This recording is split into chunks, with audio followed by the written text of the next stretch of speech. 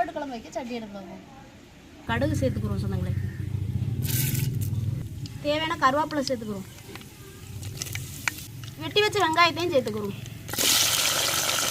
2 பச்சை மிளகாய் சேர்த்துக்கிறோம். தேவையான வெள்ளைப்பூடு சேர்த்துக்கிறோம். சொன்னாங்களே நம்மளுக்கு வெங்காயம் பச்சை மிளகாய் வெள்ளைப்பூலாம் எண்ணெயிலே நல்லா வதங்கி திருச்சி நம்ம தக்காளி சேர்த்துக்கிறோங்க.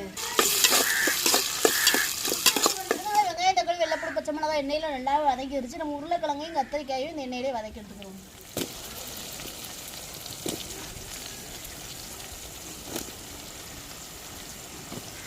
சொன்னாங்களே இந்த எண்ணெயிலே எல்லா பொருட்களும் நல்லா வதங்கி வந்துருச்சு. நம்ம வீட்டு மீன் குழம்பு மசாலா சேர்த்துக்கிறோங்க.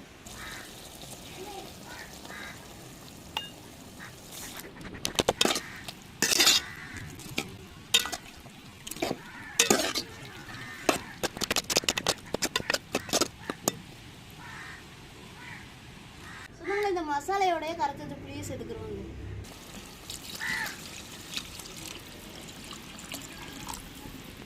சொன்னாங்களே நம்ம வஞ்சரை மீன் கருவாட்டு தலையை வந்து வெட்டி சுத்தமாக தண்ணியில் கழுவி ஒரு 20 நிமிஷம் தண்ணியில் ஊற போட்டிருப்போம். இப்போ தான் நம்மளுக்கு குழம்பு கொதிச்சு வருது. நம்ம கருவாட்டை போட போகிறோம். நீங்கள் ஒரு முறை இப்படி வந்து ட்ரை பண்ணி பாருங்கள். கருவாட்டிலோட உப்பும் போயிடும், சாப்பிட்றதுக்கு ரொம்பவே டேஸ்ட்டாக இருக்குங்க. இப்போ குழம்பு வந்து கொதிச்சு வருது, கருவாட்டை சேர்த்துக்கிறோம்.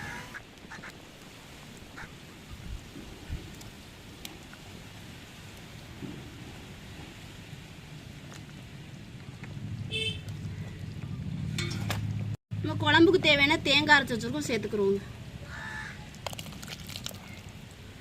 தேவையான உப்பு சேர்த்துக்கிறோங்க.